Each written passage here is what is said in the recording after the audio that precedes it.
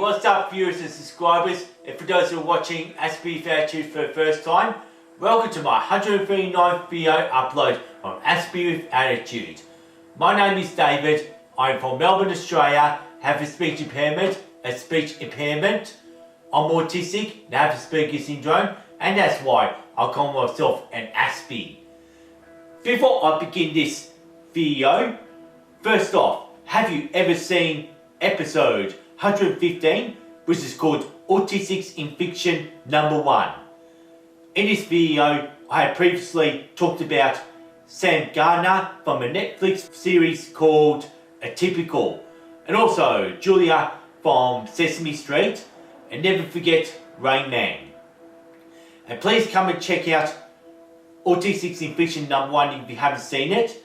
And now what you're watching here is episode 139, which is called Autistics in Fiction #2, and I'm going to be telling you the next 3 autistic fictional characters, and please come with me as I discuss the next 3 autistic characters in fiction from Aspie with Attitude.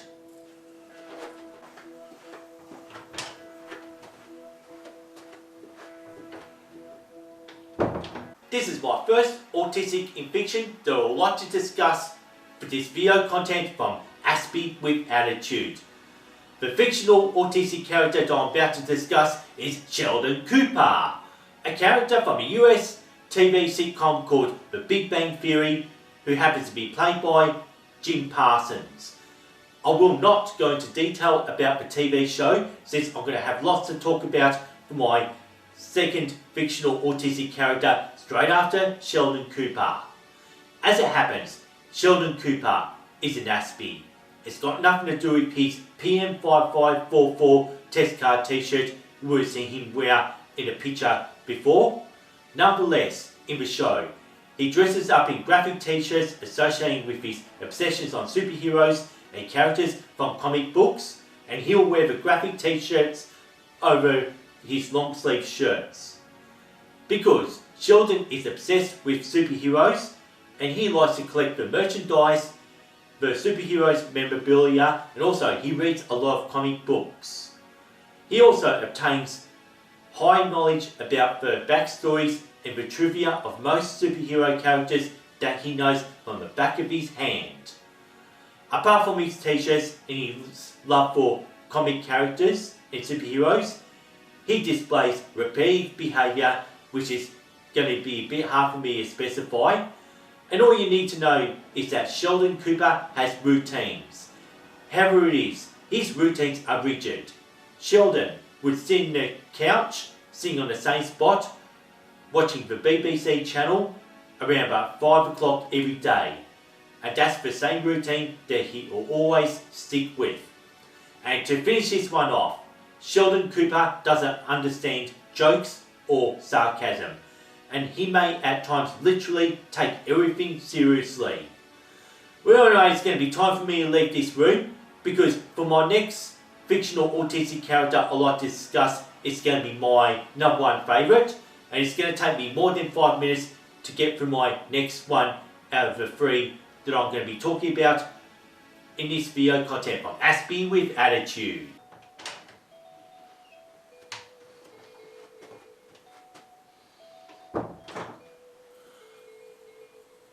For my next autistic in fiction, for this video content from Aspie with Attitude, I'd like to talk about an autistic character from a 1993 film called Eating Gilbert Grape, and his name is Arnie Grape, who's played by Leonardo Di Caprio.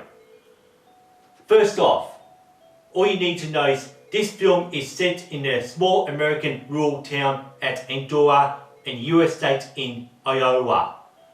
In this town lives this autistic individual named Arnie Grape, who happens to be played by Leonardo DiCaprio. In this film, Arnie is a 17-year-old youth who's just on the verge of turning 18 years old.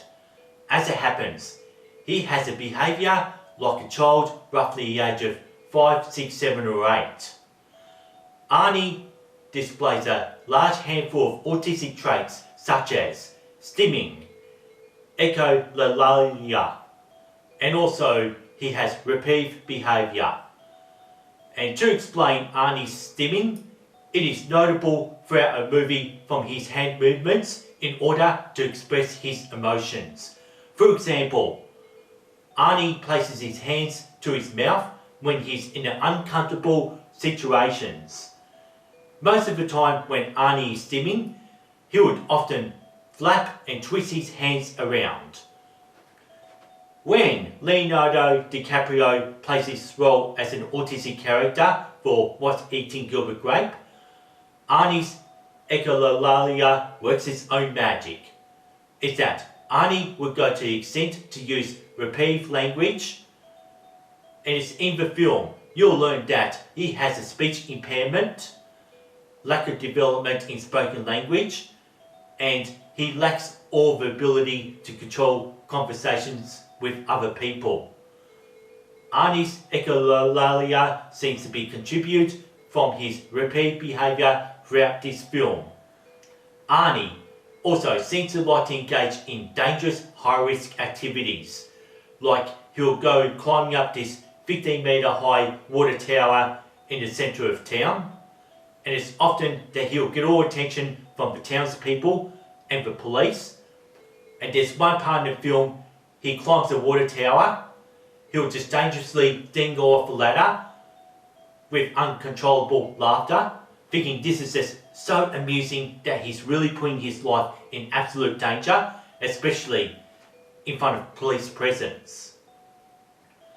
It's also quite possible that Arnie lacks empathy.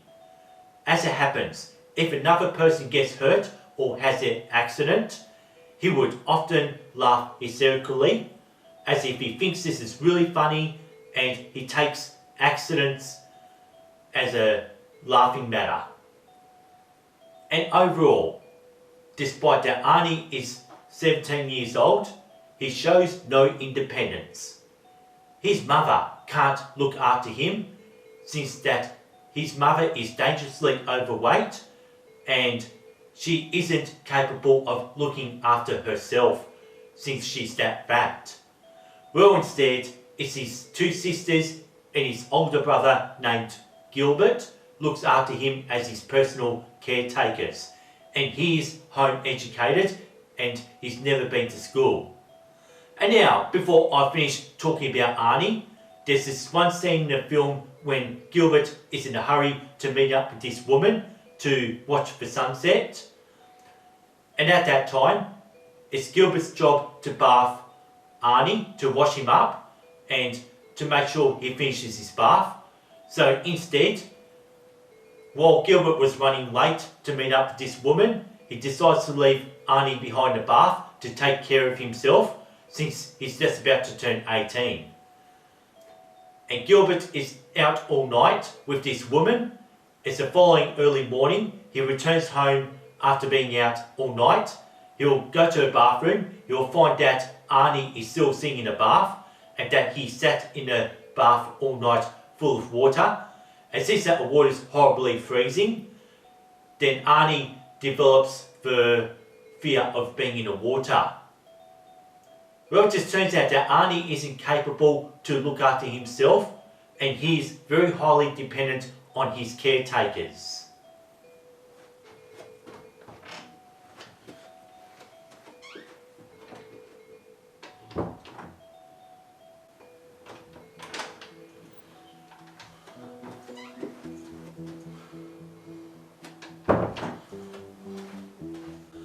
I know, this has just been over 5 minutes talking about Arnie Grape from a Leonardo Di Caprio movie from 1993 called What's Eating Gilbert Grape. And the last autistic character I'd like to discuss is Spock from Star Trek. Since I love following the SpaceX space program and I'm also a Star Wars fan, as it happens, I am not much of a Star Trek fan at all. For this final fictional character, this draws my attention that some people would relate Asperger's syndrome to Spock from Star Trek. The only reason I found this out is when I was working on my last episode, which was episode 138 called Expressing Emotions. I did find one of the concrete information from Google that Spock seems to not express any emotions throughout most of the Star Trek shows or movies, just the way you want to describe it.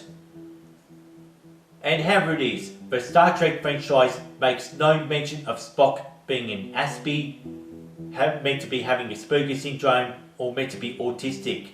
It only appears that Asperger's makes Spock the way he is in the Star Trek franchise, since he is an extraterrestrial Homo sapien alien race called the Vulcans.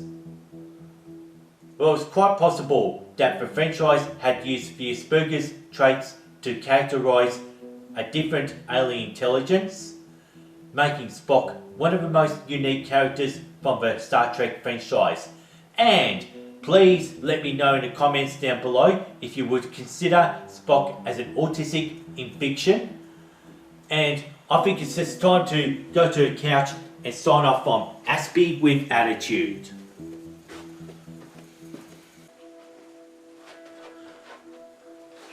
How did you like this video upload from Aspie with Attitude when I talked about Autistics in fiction the second time?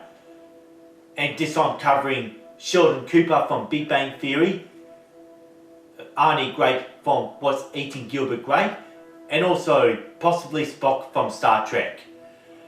And it's just hard to say if he's really autistic. And please let me know in comments if you think that Spock from Star Trek could have been or should not have been included in that mix. So like, if you really want to support my YouTube channel, please why not subscribe to my YouTube channel from Aspie with Attitude to show more support, since I'm so close to getting over 500 subscribers here. And also, if you want to keep up to date to more of my video uploads, there's always a notification bell that you can use to keep up to date with Aspie with Attitude. And also you can show more support by liking and sharing my videos around from Aspie with Attitude. And also it's just been a very long talk about that Arnie Grape, since he's my #1 favourite autistic character in fiction. And as I finish off this video, and please can the fidget spinner stay on my nose? I'd like to say thanks for watching, thanks for listening to Aspie with Attitude, peace and respect, and see you next time. And also maybe do this, peace and respect.